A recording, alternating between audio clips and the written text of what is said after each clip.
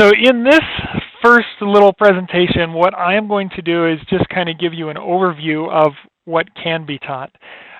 We do a lot of coaching, a lot of training in the mentor program, and basically we've gone through all this. I know how to make money on eBay, on Amazon, website marketing, social marketing, affiliate marketing. I've done it all. Been doing it since 1999. Okay, so over that time, I've learned what is easier, more difficult, and most difficult. And so that's kind of what this is all about, is to help you understand all of these options are there. You will learn all of it eventually if you want to, but what we want to do is kind of find a beginning place for you. So one of the first things that I look at is the difficulty factors. It's important to understand what is involved, and this is very much an overview, a nutshell. In a nutshell, doing business online kind of thing. But basically, with each platform or each different business option, we need to have a certain level of technical knowledge about the platform. If you are going to build a website or manage a website or market and promote a website, then you need to know how to do that. You need the technical insight, and so you've got to go through that learning curve to learn how to deal with a website, right? And no matter what we're going to do, whether it's starting with eBay, starting with a website, whatever approach we're going to take, we've got to recognize that the most important aspect, and maybe I should change these bullet points, but the most important is the big one there, number 2 bullet, gaining traffic. We don't make money unless we have traffic, eyes on our product. We need customers coming in, right? So that is one of the biggest aspects of an online, well, any business really, but especially an online business, we call it traffic. And so gaining that traffic is one of the biggest challenges and most important things. And that is one of the main areas that determines whether one approach is more difficult than another. And then, of course, we've got platform knowledge that kind of ties into the technical knowledge of each platform. With third-party platforms like eBay, Etsy, Amazon, other sites like that where they have the platform, the website where you can go in, set up an account, and sell through their platform, well, they're going to have their rules and penalties if we don't follow those rules. Some are stiffer than others. And then the last one there is another big one, time. We are talking about a business here, not a get-rich-quick. And so, of course, it's going to take time to establish your business, to get it to a point where it is a business so that it can give back. And until we get to that point, we shouldn't expect to be making money. So you don't get into something like this and expect that, hey, next week I'm going to be making hundreds of dollars or thousands of dollars or even $10 if we don't plan on putting time in, right? We have to give it that time. So gaining traffic and time are two of the biggest ones, but all of these things are different factors that come into play. So with that in mind, we look at this chart here, and this is a brainchild of a late night thought of mine as I'm laying in bed one night several months back. Might even have been last year actually at this point, but I'm laying there and about to go to sleep and had the thought come to mind, how can I give more of a visual presentation to my clients to help them recognize the different levels of difficulty involved with running a business.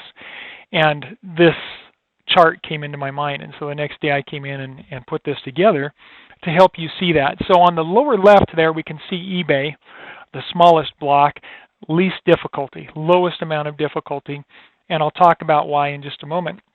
And then it goes on up from there.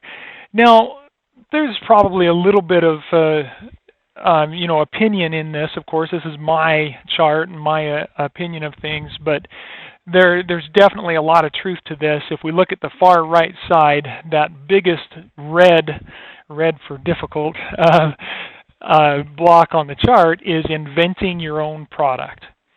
Now, I put that there more for perspective than anything else because it's not usually something we teach people to do, but I've been through it. And having gone through inventing my own product, I was able to then take that experience and line it up with everything else to give a little perspective. So right next to inventing your own product is the bar that is affiliate marketing. Affiliate marketing is something that requires enough knowledge, understanding, work, time, effort that I place it, in order to make it successful, I place it very close to inventing a product. It's that difficult. Now, it doesn't mean that it can't be done, but just understand it's a lot more difficult than some of the other aspects. Okay? Next from that is the e-commerce website. E-commerce website is something I usually start people on within the first few weeks, just because it's something that I think everybody should do. If you're running a business online, you ought to have your own website, but it is a long-term thing. That's why it's in the red side, because it takes time. You've got to develop it. You've got to learn a lot about how to promote and do the marketing, and then you've got to go do all that work. And so there's a lot to an e-commerce website. Now, realistically, I usually teach that before I teach Amazon, which is right in the middle there. Amazon is a special child. Amazon is not the easiest place for beginners to start, so it's definitely not a place I suggest people with little experience jump into to begin with. And a lot of that goes back to the previous list of bullet points, the rules and penalties.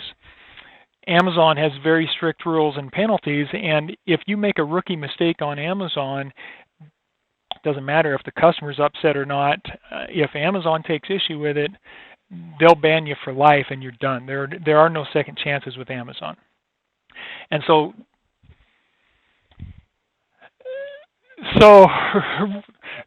there's all kinds of possibilities of these rookie mistakes, but one simple example is having to cancel an order.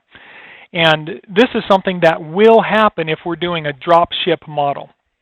And drop ship meaning somebody else is shipping the products for us, we sell it, then we go and purchase it and have them shipped to our customer, right? Well, if we have a sale, and I heard of this happening once where a guy was doing drop ship on Amazon, had a few sales over the weekend.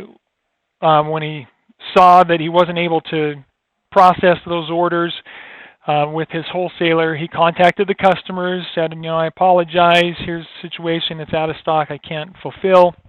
I'm going to refund you right away, and if it comes back in stock, I'll give you this discount. I mean, it was really, really nice to the customers. They were fine. None of them had any problem. None of them complained. But because of those cancellations, 2 or 3 that happened that week, Amazon shut him down, suspended his account, and he could never get it back. I mean, that was the end of it. I've only heard of one person getting their account back with Amazon, and they had to go through several months working with somebody and pay them $20,000 to help them restore that account. Now, the reason they did that was because for them, it was $1 million business. And so for them, it's worth $20,000. For most others, it's just a death sentence on Amazon. So Amazon, yeah, there's great opportunity there, but not the best place for a beginner, okay? And so that's why it's in the chart where it is. But if we look at those blue options, really the best option for somebody beginning is eBay. And again, a big part of that goes back to traffic. In order to get sales, we need to have traffic. We need to have eyes on our product. eBay has already done that. They've been around since 1995. Throughout those years, they've built up a reputation. They have the marketplace. They literally have millions of visitors coming to their website every single day. All we have to do is go set up a free account that doesn't cost us anything on their platform and list enough products that we start getting eyes on our products, and it's a numbers game. We're going to see sales. And so it's a very good place to start. Now, I like to be careful with using the terminology easy or fast. So it's not an easy thing necessarily, but it is easier than everything else. So and this is usually where beginner start, because yeah, it's a very good place to start. It's the quickest way to start seeing returns, and as long as you're putting in the effort and the work. So that's why we suggest starting with eBay. Hopefully this gives you a visual to understand the reason that we like to start with eBay and where everything else can come in and why those other aspects are, a little more difficult. So, all right, so that's our overview on that. So